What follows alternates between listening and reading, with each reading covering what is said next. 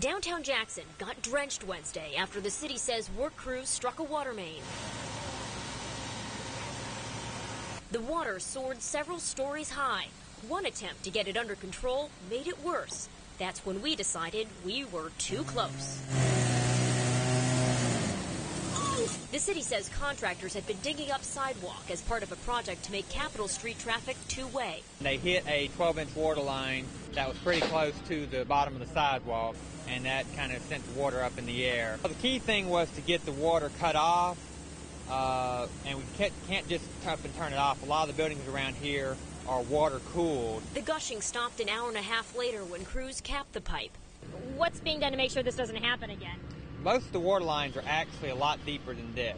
The water line here is sitting on top of the 1899 Town Creek Bridge. Now crews are cleaning up the street, hoping they're not hit with any more high water.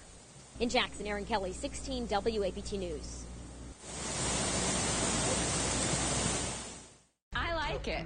I'm in with you. Greg, there it is. That's our offer. What do you say? Got an offer. What are you going to do? I agree. We will accept the deal. Lori, Robert, let's do the deal. All right. And just like that, Stephen Cochise and Greg Cronin, two men from Mississippi, went from trying to survive the sharks to swimming with them. It's awesome! The pitch was filmed back in September, meaning the pair had to keep their excitement under wraps for nearly 5 months. At first it was very, very tough, but as time went on, daily life took over and it was pretty easy. The duo sold 50% of their homemade locker organizer company, Locker Bones. He told us, you're going to get a big bump tonight when this airs, whether you get a deal or not. Only minutes after making a deal with Lori and Robert, their website crashed with over 1 million people logging on. And despite becoming a nationwide sensation overnight, they're hoping to keep production right here in Mississippi. That's our dream. We would like to add more jobs to the economy of Mississippi. So we've had local people jump in and be a part of this whole process. So it's really been cool to drive around the city, meeting with people to bring this dream together and see that every resource you need to take a product to the national market and to the world is right here in Jackson, Mississippi. Now they go from small fish to big sharks of their own. From Ridgeland, Mike Perchik, 16 WAPT News. Restaurant 303 Jefferson hasn't been open long in Clinton. It's like the police caught them in the restaurant. But patrons were still talking about what happened Monday morning. What did they do, break the door?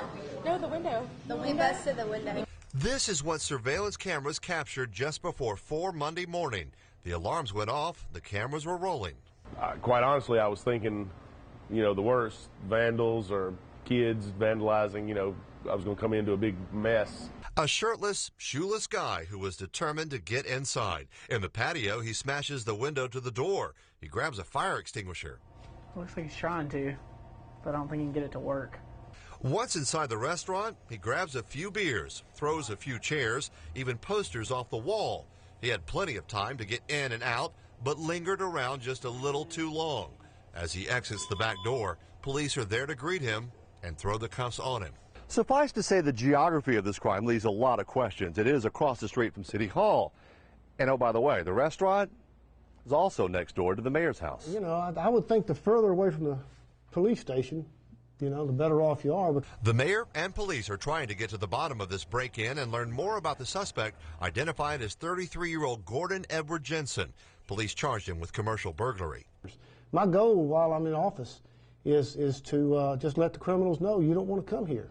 Police station's right there right now. The police station's where? It is the subject of table fodder at the Clinton restaurant while police pursue the case against the suspect who didn't believe in the policy, no shirt, no shoes, no service. In Clinton, Scott Simmons, 16 WAPT News. The members of Eagle Lake Baptist Church looking to find a new home. This is what was left behind. Members say they're thankful that the fire happened in between morning and evening services, the one part of the day when the building is empty. This occurred right at the height of just a horrific thunderstorm. All indications are that this may be storm related, and it's just a tragic loss for the community. God's apparently got a different plan for us. We've been growing so much, so maybe we just need to expand our walls a different way. Church leaders say they have insurance, but it might not be enough to cover everything that they've lost, but they say they've already received calls about donations. In Eagle Lake, Erin Kelly, 16 WAPT News. Senator Cochran seemed relaxed and confident as he stepped off of his campaign bus on Lakeland Drive in Jackson this morning to speak to a real estate group. The senator was greeted by two reporters who wanted to know his opinion of the impact of the photo incident on his race for re-election. It's an unfortunate, sort of bizarre incident, but it's being handled by the authorities, and I'm trusting their good judgment and the system to be fair with her and with others who are involved, and the nursing home people who are worried about, the impact that might have on their reputation. But I think everybody's trying to do the right thing. Asked about this race becoming the nastiest in the country, Cochran had this response. Oh my, that sounds like an exaggeration to me.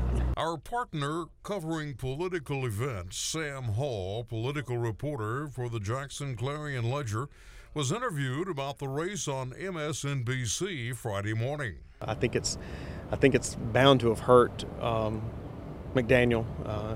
It's got to have slowed his momentum down a good bit, because I think he probably had some in the polls. I think we saw some of those that were released, even though I'm not confident of their validity. But just hearing people from both camps talk about poll numbers, it seemed that McDaniel was starting to pick up a little bit more steam.